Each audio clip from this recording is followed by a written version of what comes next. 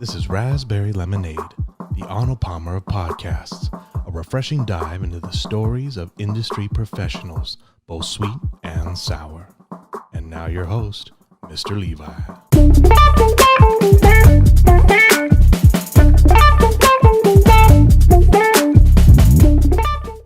Welcome back to another episode of Raspberry Lemonade. I'm your host, Mr. Levi. I'm here with a very special guest. Why don't you go ahead and introduce yourself? Man, my name is Miguel, Coach Miguel, and I'm a personal trainer, and I'm from Phoenix, Arizona.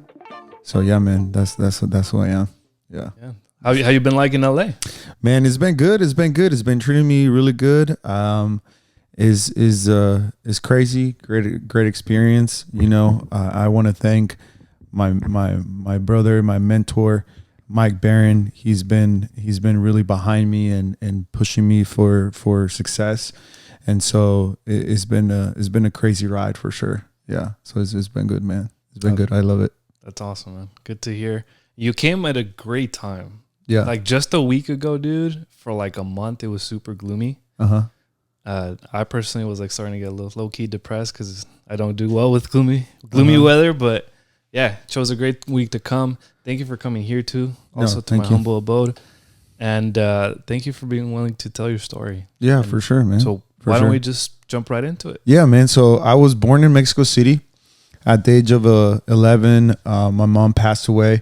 And so at the age of 13, kind of like my dad didn't know like what to do with me, you know? And so we crossed the border at the age of 13, illegally, you know, the desert, kind of like, you know, typical story. And then I got to Arizona, you know, and basically, you know, I've always been like an ambitious guy. I always been really like a go-getter, you know, since I was a kid. And pretty much grew up as an athlete, you know, play soccer my whole entire life. Nice. And so play for my high school, play. Then after that, went and play college, you know, 4 years. And then, you know, after that, pretty much I wanted to be a homicide detective. That was my goal. You know, I was like, man, I want to be a homicide detective. You know, that was kind of like my plan B if I didn't go pro, right? And so I started using DOC, like the Department of Corrections, as a stepping stone. And that's where I kind of, you know, I started like my career in law enforcement. And I worked there for about like 4 years, you know, and it was like when my life changed, right? Another chapter of my life, because I was taking care of inmates, you know, 200-300 inmates for my shift, and it was only 2 officers, and every single day there was something happening, right? There was an altercation, there was a riot, there was a fight, whatever, bro, stabbing, stuff assault, you know, and I feel like that's where things kind of like started getting to me, because in my mind I was like, man, like I was living in fear, you know. I was like, when is going to be the next, when am I going to be next, you know? Right. And like I said, I played soccer my whole life, so I was weighing like 135 140 pounds when I was working there, you know. And like all the inmates, or most of them, right, they were like, you know, over 200 pounds and things like that. So like I had like fear every day, you know, living in fear, like, man, I just want to make it. I just want to go home today, you know, at the end of the day, you know? And so I was going through a rough path in my life, in a sense of like my relationship as well. And dated this girl for like 7 years, and she ended up going and dating a bigger guy than I was, you know? So like it kind of hurt my ego, my mind, didn't think that I was enough, you know? And so my career, my relationship, it was kind of like, you know, it was going down the drain because of my body. I was blaming my body. I was blaming my physique. I was blaming the way I looked. I was blaming my strength, right? So one day, bro, just kind of like I was going, and you know, you were talking about like a little depressed. I was going through like that depression. I was going through that anxiety, you know. And one day I opened up my phone, and I was going through Instagram, and I saw this dude. He was with a trophy on his hand, and he was all tan, and he just got done competing, like doing like a bodybuilding show. But I was following him for a while now, right? And it kind of, I thought about it, and I'm like, dude, like this guy looks just like me. Like he's been working on himself. He looked just, his body just kind of looks like mine. I think I'm gonna do a bodybuilding show. I think I need to do that. I think that's the way I'm gonna fix my problem.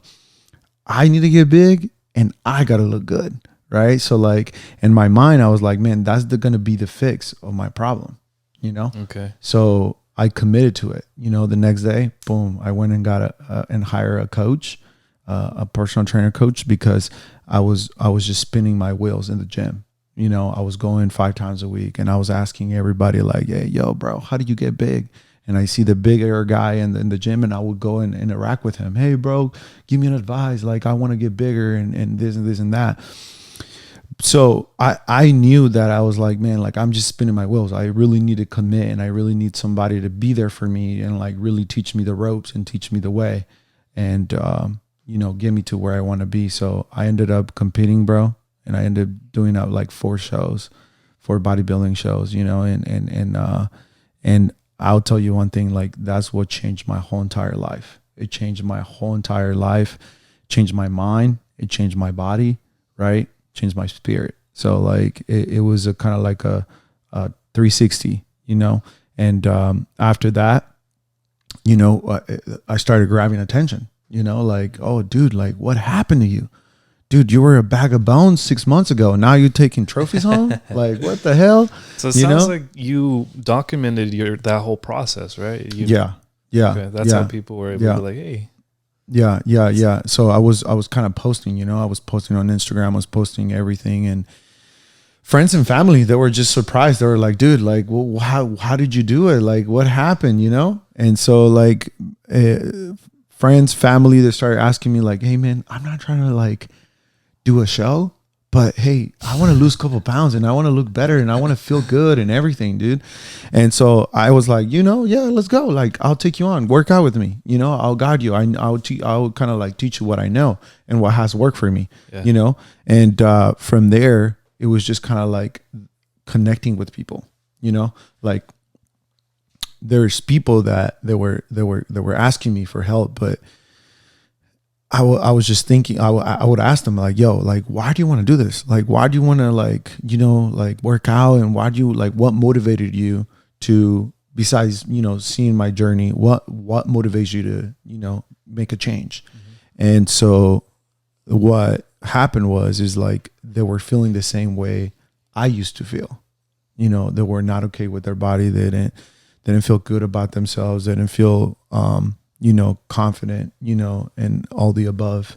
And so that was like what connected with me, it was like what connected with me. And I was like, man, like I gotta help these people. Like now I feel responsibility, I feel responsibility that I can't let them, I can't let these people like, leave them hanging, I gotta perform now. I gotta deliver now. Right. And so that's how everything started, bro. It just kind of, I quit my job. I quit the law enforcement career, give that up. And then I was like, you know what? I want to do this. I want to start changing people's lives. Yeah. There you go. So that's how everything started, man. That's amazing. So where are you as of today with your business? Well, first of all, I'm not sure if we even mentioned it. What's the name of your business? So I have different businesses. So like one of them is DLR Fitness. That's kind of like my personal training brand. And then we also have Health is Wealth. So Health is Wealth is an academy where we teach people, and we focus on mind, body, and spirit, right? And our vehicle is fitness. Is that's where we're at right now with trying to reach out as many people as we can and help as many people as we can, which that's the main thing. Yeah. Gotcha. Right on, man. That's quite the story. Yeah. And we'll dive only deeper from here. So heads up. For sure. Yeah. But I have a curious question. You mentioned that kind of the plan B originally was going into homicide, right? Mm-hmm. Why homicide? You know what, bro? I was growing up, like I always been into like the police officer. I had an uncle back in Mexico City, and he was a police officer, and he was the first one who introduced me into like the guns and like shooting and things like that. Gotcha. And I would always see like him in his uniform and him on his like patrol car over there, right? And for me was authority.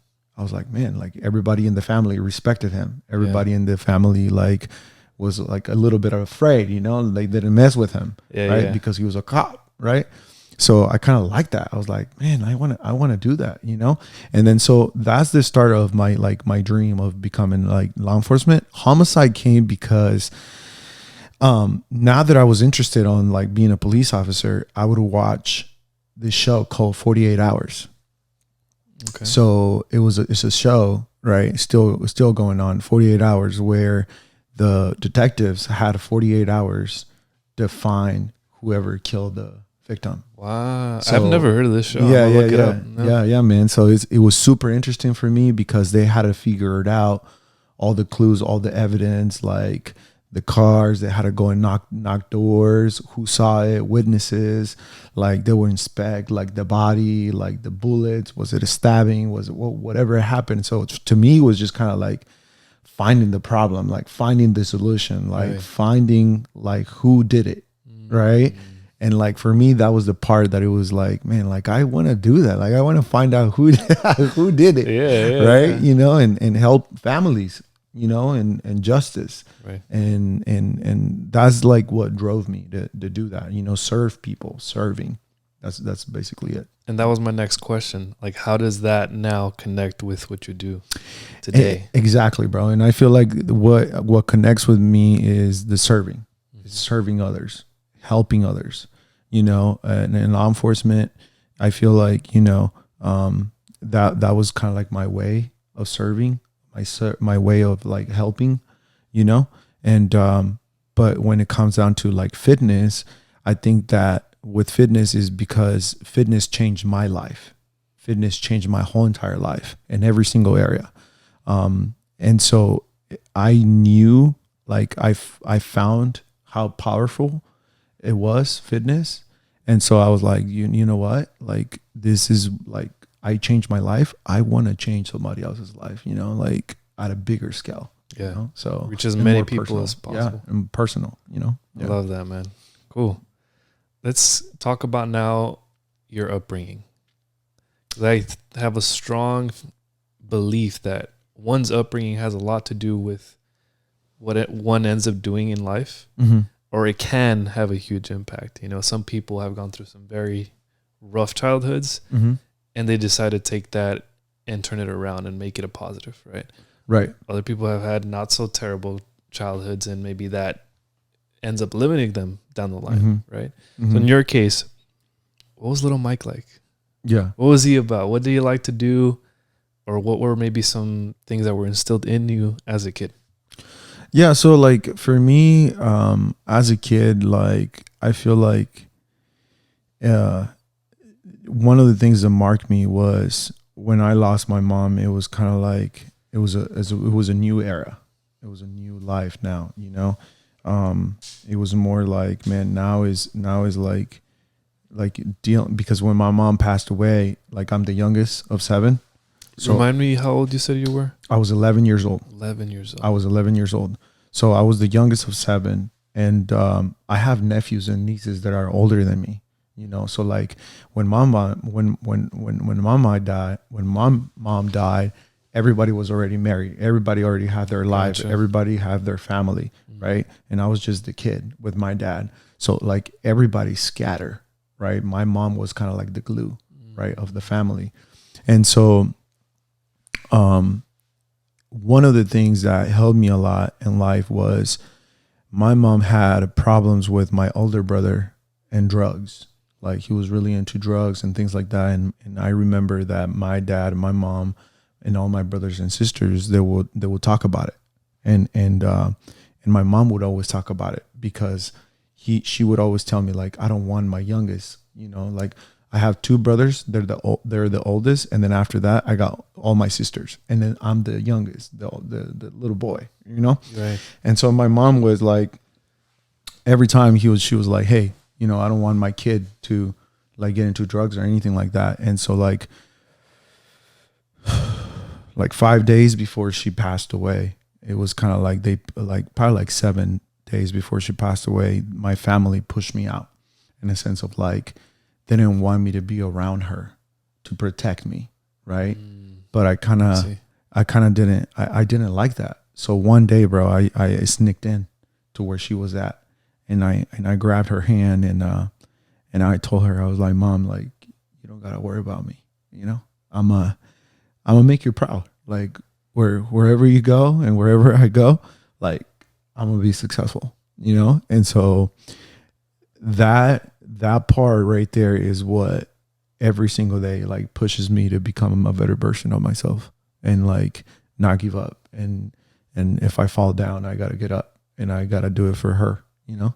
I gotta do it for her, because I wish that she would see me like who I am. And I know she's seen me, and she knows where I'm at, you know, and I know she's proud. And but that's my fuel, man. That's what drives me for sure to where I'm at now. Yeah. Oh, thank you for sharing that, man. Yeah. I'm sure it's not easy. Yeah. But yeah, it looks like you're definitely making her proud, man. Yeah. Yeah, man. Yeah. Shoot, I need a second. Yeah. For sure. Yeah. But yeah, that I can't imagine that, man. Like that. Yeah. That was definitely something that has marked you. But again, see, everyone's different, and I'm glad that in your case, you've taken that situation, you know, and use it kind of as as one of your biggest motivators, right? To not give up. As fuel, you know. And one thing that I learned, you know, and I learned that recently through Mike, you know, like I said again, Mike Barron, for all of you guys that are watching, like, you need to go and follow that guy and chop it up with that guy, because that guy is a genius. He dropped some game on me, and he said, he's like, Miguel, he's like, every adversity has a lesson and a blessing, right? So, and I didn't know I was doing it naturally in some type of way, right? But that's one of my adversities, right? At that point in time, it was kind of like, now that I'm older and that I can comprehend, more mature, my mind is a little bit more open, and I have like done some development and worked on myself and things like that. You know, I'm a believer, you know, at a higher power, and I believe in God, and I feel like he, you know, that needed to happen for me to be here, you know, for me to now do what I do, you know, and that was the adversity that I was facing at that point in time. But with that adversity, it opened this opportunity, you know, and a lesson, you know, to like, I love moms, you know, like I see sometimes, dude, like I had some friends, and I have they sometimes they get in arguments or whatever, and I'm like, yo, bro, like, dude, don't do that to your mom. Like, don't like, I don't like that, you know, because I don't have one, right? You know, so like, you're gonna regret that, or you're gonna, you know, when you lose it, you know. So like, it's a lesson, you know, that every mom that I see, that I interact with, like, I have so much respect and so much love, because they go through a lot. They go through, you know, they're powerful, you know. So for me, that's the lesson, and the blessing is like, you know, I'm where I'm at, and I'm anywhere near of my potential, but you know, that needed to happen for me to pursue my dreams and for me to go after what I wanted, you know? Yeah. So, yeah. That's a good way to look at it, man. Yeah. Let's move on to something still kind of negative. I like to end these things on a high note. On a high note, for sure. First, we got to get through all the negative stuff. Right. What would you say has been one of those sour stories when it comes to specifically business? Right. You know, because no matter how successful someone is, at some point and I'm sure you still have struggles, right? Yeah. Or, I mean, you could even talk about something recent. Right. But what's been a sour story that you have close to you that you've learned some sort of lesson, or you're kind of like I needed that to happen to be able to now understand, all these blessings that are coming from it as far as business. Yeah, well, there's a couple of them. There's definitely a couple of them, but one that I have is like at the beginning of my career as an entrepreneur, it was more like not knowing finances, not knowing how to handle money, not knowing how to organize it, not knowing like what to spend, what to invest back into the company. Mm-hmm. And so there was a rough time last year where I had to like let go of like people because I wasn't able to afford them, you know? And so that was a lesson for me. It was adversity. There was a point in time where it was just like, I had like 10, 12 team members. And then we ended up just having like 3 of us, Wow. So like it was definitely a lesson learned, to where it was like, now is like, okay, you know what, Miguel, like personal training, sometimes could get a little bit iffy, like holidays and stuff like that, because, people are thinking about Christmas, people thinking about the holidays, things like that, the winter, you know what I'm saying? So, it's just chocolatito abuelita. Yeah, there you go. So now you got to get like, now I know, now I got to get ready. Now I got to get, produce more in the summer, produce more, and then save up. And then that way my team is taken care of. I always put my team first. So that's good. Yeah, for sure. So that's probably what you say has been the biggest thing recently as far as the finances go. So yeah, that's a good reminder to anyone out there. Yeah, for sure. To start their own company. For sure. Is be able to have organization, learn how to have organization in every area of the business, for sure. Yeah. Right on, man. Yeah, thank you for sharing that. Yeah. And then let's move on now to a happier story. Right. The sweet story, as we call them. What's been one or even a few stories that you'd like to share? Yeah. As far as feeling like, like this is what it's all about. Like I'm feeling on top of the world right now. Today. Really? Today. Yeah, man. Today. It was crazy. One of the biggest blessings I ever had is like finding Mike. And I talk about that guy all the time. But for anybody that is watching and they don't know how to like get their business going, they don't know what to do, they have like confusion, right? But they have a dream, right? Like the first thing that I learned is get a mentor. Get somebody that is doing way better than you. Get somebody that have done it, that have the lifestyle that you want, the cars, the clothes, the if you want that, you need to be around people that have done it, because that's going to be the easiest way to success. Like, yeah, you can do it on your own, but it's probably going to take you longer. But having a mentor is probably the best thing that I ever happened. And not just finding the mentor, but finding the right mentor, finding the right person, right? That's the biggest blessing that I can say. And it's so crazy because everything that guy has like teach me, and everything that he says like has been proven to me in my life.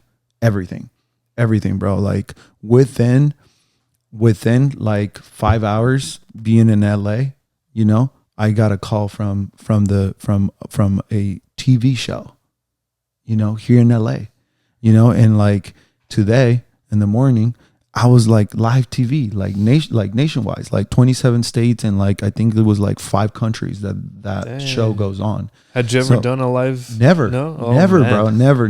That's nerve wracking. Yeah, yeah. But one thing that the mentor, Mike, says all the time, he's like, dude, he's like, alignment. Like you gotta be in alignment with everything. Yeah. Don't lie, don't cheat. Like take care of yourself. Like be good to people. Serve others, help others, and one big thing that I learned from him is cause and effect, right? Whatever you put out is what you're going to get back. Yeah. Right. Whatever you put out. So like say right now, right. We're right here. Beautiful home, beautiful spot. Appreciate it. We go outside, but if I go outside and I start flipping everybody off and I start talking shit to everybody and like this, I'm gonna get the same thing back. Right. I'm gonna give freaking a punch in the face, because that's what I'm putting out. But if I go out there and I start being nice to people, hey, how's it going? How's your day? Good morning, smiling, and then a good vibe, right? Good energy out there. That's pretty much what I'm gonna get back, right? So whatever you put out is what you're gonna get back, right? Another little example, like yesterday, when I understood that, bro, like when I understood that part, cause and effect, like it was a life changing for me, right? So I have a client that I train in person. His name is Gabriel Benjamin. Shout out. Shout out to Gabriel. And I always been good to him. I'm good to everybody, but I always been good to him, and he always has a good energy. And I take care of his stepdaughter. Like, she wanted to be a trainer. She wants to lose the weight. She's in my program right now. We're taking care of her. We're working with her and everything. And he's been really grateful, right? But he's like, dude, dinner on me for you and Mike tomorrow. Go to Wisely's on Beverly Hills. I got you guys. Send me $1,000 yesterday. Wow. To just like eat. So that's what I'm saying. Is like cause and effect. Whatever you put out is what you're gonna get back.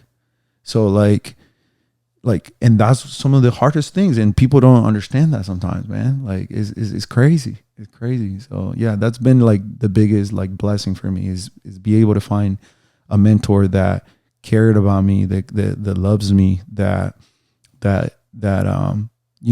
is there at all times, and also I'm able to absorb. I'm open-minded. I'm able to absorb all the information to be able to duplicate and be able to to apply it. There's more that I need to do. There's more growth that needs to happen. But I just know that that's the right guy that I need to be closer. So yeah, that's amazing. Yeah. All right, I might have to check this guy out too. No, man, Mike sounds like a great guy. Yeah, it's a no-brainer, man. It's a no-brainer. I promise you that. It's a no-brainer. It's a no-brainer. Anybody, they can say what they want, but here's the other thing, man. He's like, one thing I learned, right? Now that you're saying like, hey, I might have to check him out, right? And we were talking and right now when we were on our way, and I kind of hear your story a little bit, right? And you're like, hey man, this is something new. I'm getting my marketing, my company going and everything. One thing that I learned, bro, and I tell you my story a little bit, and going back to personal training, the guy that I looked on Instagram, right? He was a personal trainer. And when the people started reaching out to me, right, for personal training, I told my coach, I told him, I was like, yo, bro, I want to do the same thing you want to do, like that you're doing. I want to be a coach. When I was with him, he had about like 20 clients. And so when we started working together, I noticed that he started telling me that he got a mentor. I was like, yo, I got a mentor, da da da da. He didn't go in debt, but he got a mentor. And when he got the mentor, we blew up. We freaking blew up. Like, we blew up, bro. Like, completely. Like, we had like 180 clients in Avondale in Arizona, and then he had like another 180 clients in Scottsdale. And then at a point in time, he had like 5 locations. Bro, I saw him having 20 clients to having 5 locations within like a year. That's insane. Insane.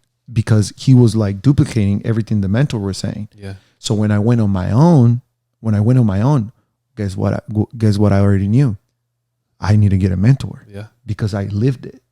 Mm-hmm. And this guy, right, I got with Mike, I already knew.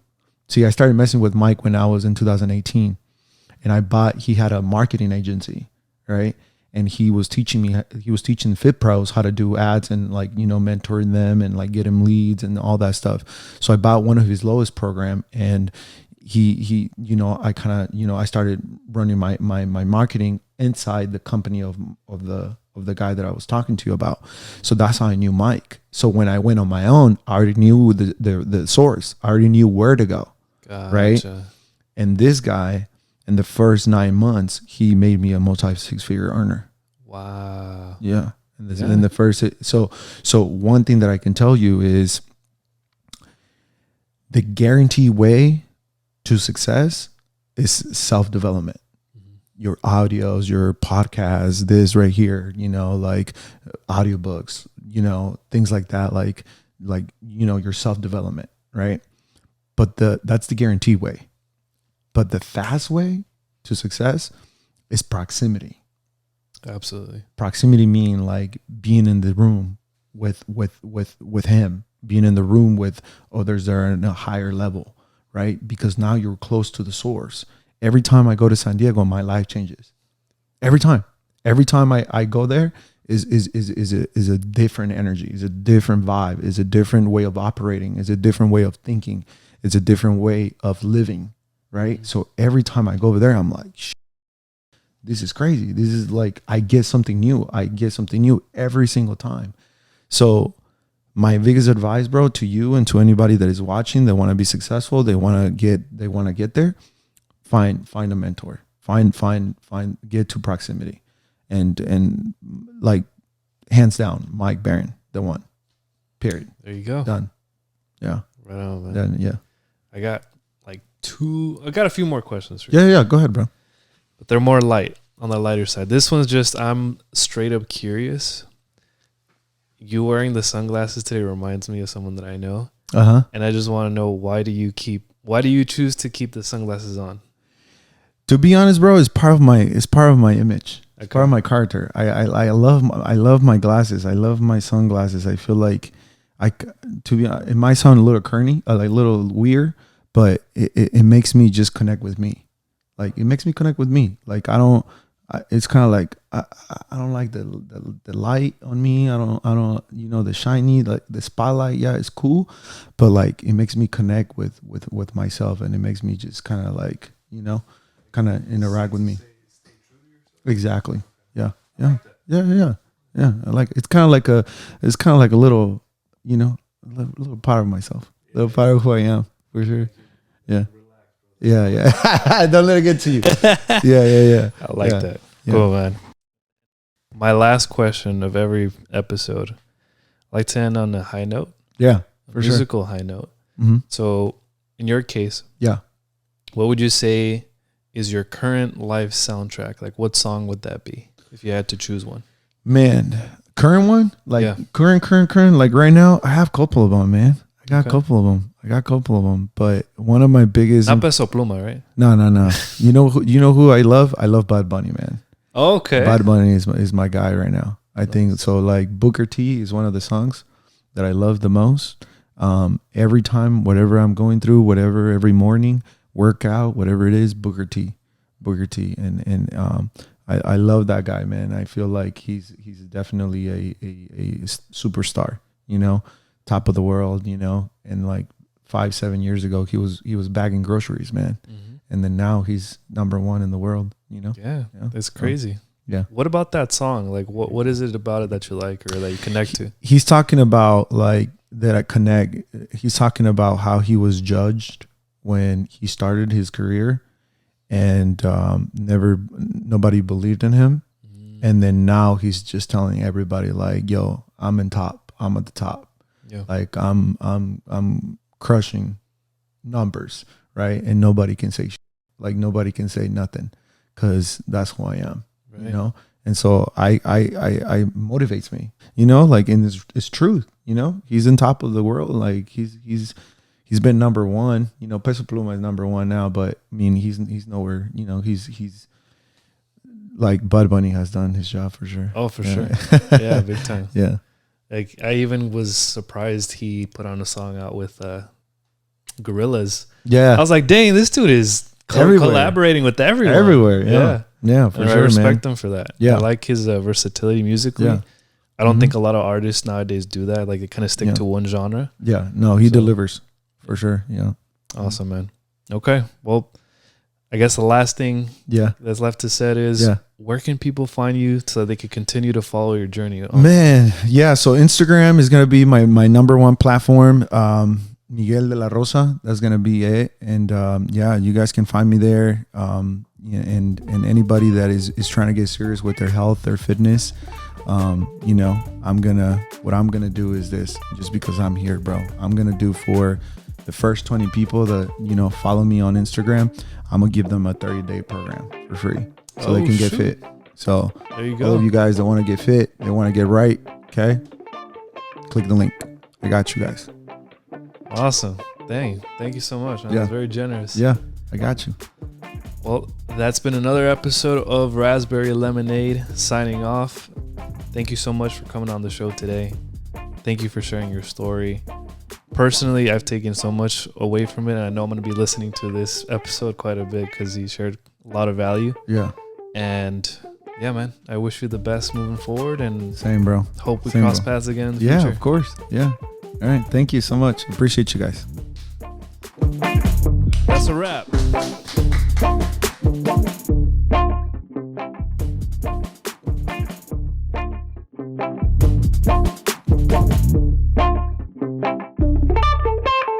This has been a Redbird Studio Productions. Hope you've enjoyed the program.